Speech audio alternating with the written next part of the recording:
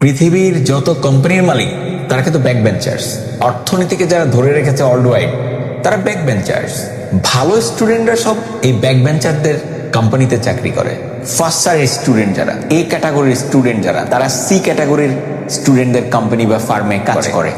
পৃথিবীকে নেতৃত্ব দেয় কিন্তু সি ক্যাটাগরির স্টুডেন্ট। কারণ পৃথিবীতে যত রিচ মানুষ আছে 85% ধনী মানুষ তারা কিন্তু জিরো থেকে ধনী হয়েছে।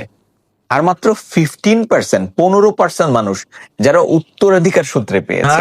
কোটি টাকার স্বপ্ন দেখার অধিকার ছেঁড়া কাথায় শুয়ে আছে।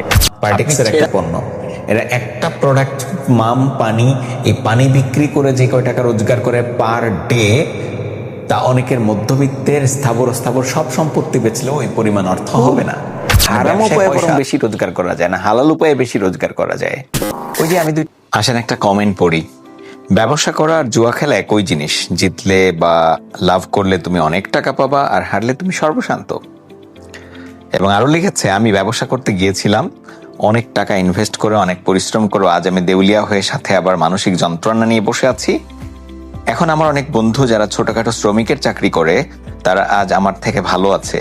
স্বাভাবিকভাবে ব্যবসা করে কেউ জেনে বুঝে অনিশ্চিত ভবিষ্যতের দিকে হাত বাড়াতে চায় না। এর থেকে বরং কঠোর পরিশ্রম করেও মাস গেলে নির্দিষ্ট পরিমাণ টাকা নিয়ে সুখী থাকা যায়। আমাদের এই ভাইয়ের কমেন্টের প্রেক্ষিতে আমি 3 বন্ধুর গল্প শোনাই। এই 3 বন্ধু ওরা জীবনের প্রথম সুইমিং পুল দেখে এবং 3 জনের কেউই সাঁতার জানতো না। তারা এখন চিন্তা করলো যে সবাই সাঁতরাচ্ছে, কি সুন্দর জলকেলি করছে, যাই আমরাও যাই। তো যে প্রথম বন্ধু সে একেবারে তার আবেগ কন্ট্রোল করতে পারেনি, লাফ মেরেছে পানির মধ্যে। পানি খেতে খেতে, হাবুডুবু খেতে খেতে তার অবস্থা খুব খারাপ। কিছুক্ষণ পর সংজ্ঞাহীন হয়ে পানির নিচে তলিয়ে যাচ্ছিল। তো লোকে তো এতক্ষণ চিন্তা করছে ও সাঁতরাচ্ছে, কিন্তু আসলে তো সাঁতরাচ্ছে না, ও বাঁচার চেষ্টা করছে। তো যখন সংজ্ঞাহীন হয়ে পানির নিচে তলিয়ে যাচ্ছিল তখন লোকজন ধরে উপরে তুলছে। উপরে তুলে পেটে চাপটাপ দিয়ে পানি বের করছে, কারণ প্রচুর পানি খেয়ে ফেলছিল। তো তখন সে বলতেছে একটু স্বাভাবিক হয়ে যে এটা সুইমিং পুল না, এটা হচ্ছে জমকূপ, তোমরা এখান থেকে ভাগো। দ্বিতীয় বন্ধু এটা দেখেই ভেগে গেল। আর তৃতীয় বন্ধু চিন্তা করলো, যেহেতু এত মানুষ সাঁতরাচ্ছে, এত মানুষ আনন্দ করছে, মজা করছে পানির মধ্যে, তো অবশ্যই এটা পারা যাবে। তাদের কাছ থেকে শুনি তারা কিভাবে করছে। তো সে ওখানে যারা সাঁতরাচ্ছিল ওদের কাছে শুনেছে, তোমরা কিভাবে সাঁতরো একটু বলবো আমাকে। ওরা শিখিয়ে দিল, তুমি শ্যালো ওয়াটারে যাও, রেলিং এর সাথে পা বাঁধাও, হাত দিয়ে পানি অপসারণের চেষ্টা করো। যখন তুমি তোমার দেহের ভরের চেয়ে বেশি পানি অপসারণ করতে সক্ষম হবা তখন তুমি পানিতে ভেসে থাকতে পারবা। তুমি প্র্যাকটিস করো। এরপরে যখন এটা পারবা তখন পা দিয়ে পানি অপসারণের চেষ্টা করবা, হাত দিয়ে রেলিং ধরবা আর পা দিয়ে চেষ্টা করবা। এরকম আরো কয়েকদিন করো, দেন তুমি হাত পা ছেড়ে দিয়ে চেষ্টা করবা। তৃতীয় বন্ধু সেম কাজটা করলো। সো প্র্যাকটিস করা শুরু করলো শ্যালো ওয়াটারে, যেখানে ডুবে যাওয়ার কোনো ভয় নেই। কিছুদিন পরে সে মোটামুটি ভালো সাঁতরাতে পারে। এখন সে ডিপ ওয়াটারে যেতে পারে। শুধু তাই না, সে একেবারে পানকৌড়ির মতো এক জায়গা থেকে ডুব মেরে আর এক জায়গায় গিয়ে উঠতে পারে। এই গল্পটা আসলে 3 বন্ধুর হলেও এই গল্পটা থেকে আমাদের লেসন নেওয়ার আছে। ব্যবসা বাণিজ্যের জগতে অনেকেই এসে প্রথম বন্ধুর মতো কাজ করে। অমুক তো খুব ভালো লাভ করছে, যাই আমিও লাফিয়ে পড়ি। লাফিয়ে পড়ে হাবুডুবু খেয়ে সর্বশান্ত হয়ে বাড়ি ফিরে আসে। আর কেউ আছে দ্বিতীয় বন্ধুর মতো, ও বাবা ব্যবসায় তো লস হয়, কারণ যারা লাভ করে তাদেরকে সে দেখে না। ওই যে পুলে সাঁতরাচ্ছিল এতজন, তাদেরকে সে দেখে নাই। সে দেখেছে কে ডুবে গেল, অর্থাৎ নেগেটিভটাকে সে উদাহরণ হিসাবে পিক করছে। হ্যাঁ, আমাদের মাইন্ড কিন্তু ডিফারেন্ট। কেউ নেগেটিভটাকে ক্যাচ করে, কেউ পজিটিভটাকে ক্যাচ করে। প্রতিনিয়ত কি পরিমাণ অ্যাক্সিডেন্ট হচ্ছে, তারপর আমরা বাসে ওঠা বাদ দিচ্ছি না, আবার কেউ ভয়ে বাসে উঠছে না। অনেকে কোনোদিন মোটরসাইকেল চালানো শেখে নাই, মোটরসাইকেল চালায় না, কারণ মোটরসাইকেলকে তারা বলে মরণ সাইকেল। তারা ওই যে হাজারে একজন, লাখে একজন, 2জন অ্যাক্সিডেন্ট করে ওইটাকে এক্সাম্পল হিসাবে নেয়। মানে তারা নেগেটিভ এক্সাম্পলটাকে অ্যাকসেপ্ট করে। এত মানুষ যে গন্তব্যে পৌঁছাচ্ছে বাইক চড়ে, সেটাকে তারা এক্সাম্পল হিসাবে নেয় না। পজিটিভ লেসনটা না নিয়ে নেগেটিভ লেসনটা নেয়। তো ওই দ্বিতীয় বন্ধুর মতো আর কি। কিছু মানুষ আছে, অমুক ব্যবসায় লস খেয়েছে, ওকে ব্যবসা বাণিজ্য করা যাবে না। আর কিছু মানুষ আছে রিয়েলি তৃতীয় বন্ধুর মতো, যারা কোনো একটা কাজ করার আগে শেখে। তো আপনারা যারা ব্যবসা করতে চান, উদ্যোক্তা হতে চান, বড় উদ্যোগ নেওয়ার আগে ছোট ছোট উদ্যোগ নিতে হয়। কারণ বড় উদ্যোগ নিতে অভিজ্ঞতা লাগবে, ছোট উদ্যোগ নিতে অভিজ্ঞতা লাগবে।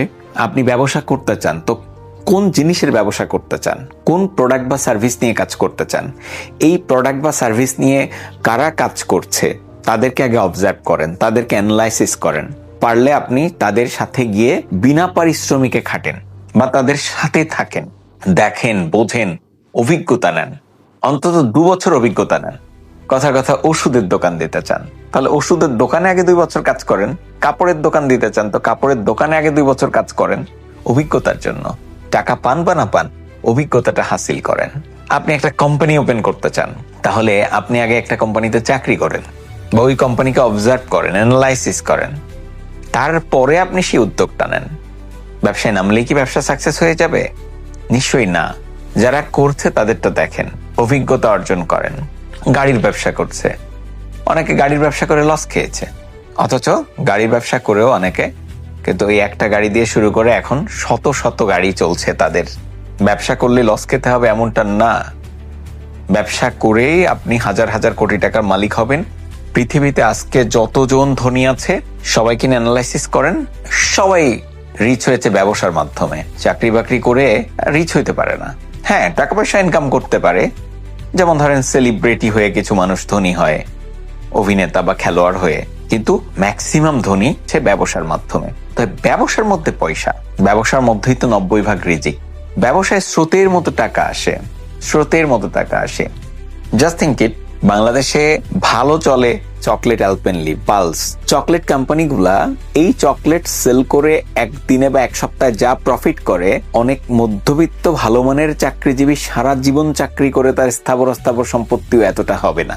বসুন্ধরা টিস্যু বিক্রি করে যে কয় টাকা রোজগার করে, বা মাম, পার্টেক্সের একটা পণ্য, এরা একটা প্রোডাক্ট মাম পানি, এই পানি বিক্রি করে যে কয় টাকা রোজগার করে পার ডে, তা অনেকের মধ্যবিত্তের স্থাবর অস্থাবর সব সম্পত্তি বেচলেও ওই পরিমাণ অর্থ হবে না।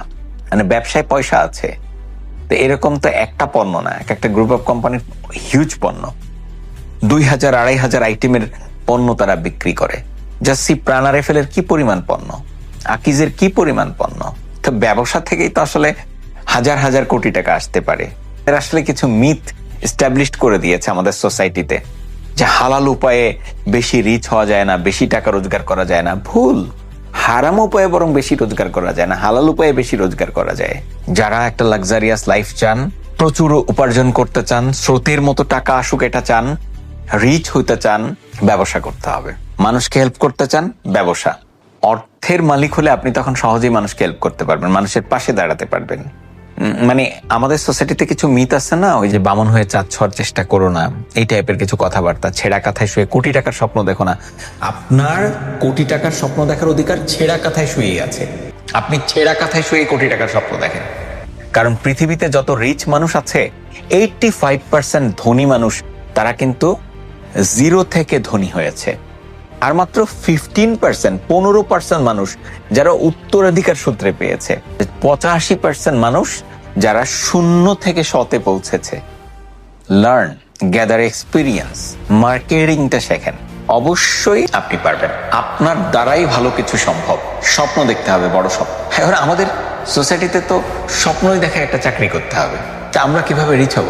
পৃথিবীর যত কোম্পানির মালিক তারা কিন্তু ব্যাক বেঞ্চার্স। অর্থনীতিকে যারা ধরে রেখেছে ওয়ার্ল্ড ওয়াইড, তারা ব্যাক বেঞ্চার্স।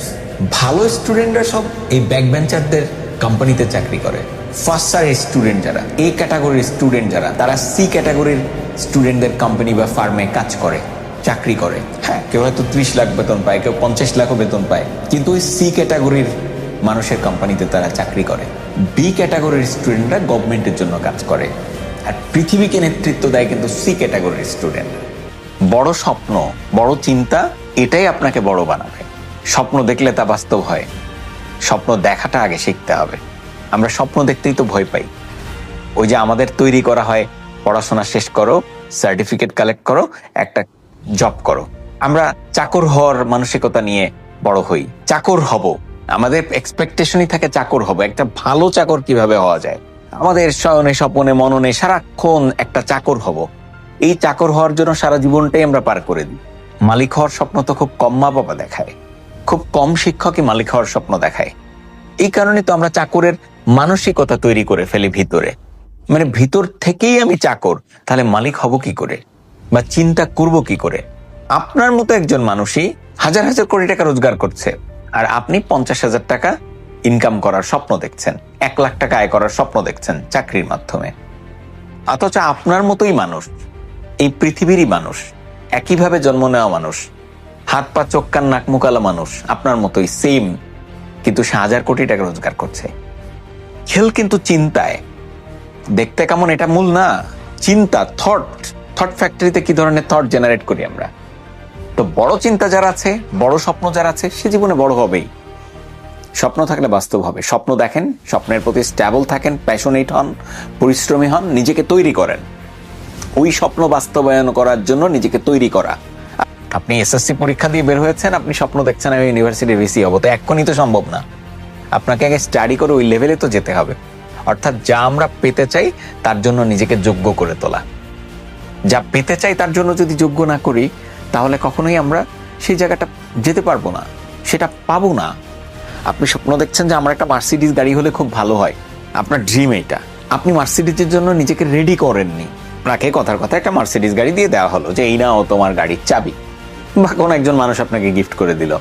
তা আপনার তো গাড়ি বেচে দিতে হবে, কারণ গাড়ির ফুয়েল কেনার টাকা নেই, গাড়ি মেইনটেন্যান্সের টাকা নেই, গাড়ির ড্রাইভারের বেতন দেওয়ার টাকা নেই।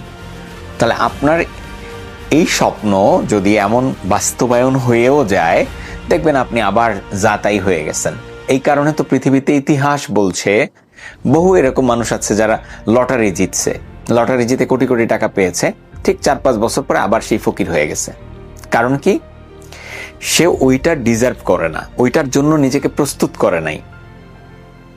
এ কারণে তো অনেক রিচ কিডের অবস্থাটা কি হয়, বাবার থেকে সবকিছু পায়, কয়দিন পরে সব হারিয়ে ফেলে। কেউ হয়তো জুয়া খেলে, কেউ হয়তো মদ খেয়ে, কেউ হয়তো নারী সঙ্গে, সব শেষ করে দেয়। রিচ কিড ঠিক আছে, বাবার থেকে সব পেয়েছে, কিন্তু বাবা তাকে প্রস্তুত করেনি, বা সে নিজে প্রস্তুত হয়নি। And it's a problem, it's a big problem. So ব্যবসা করতে হবে যদি টাকা বানাতে চান।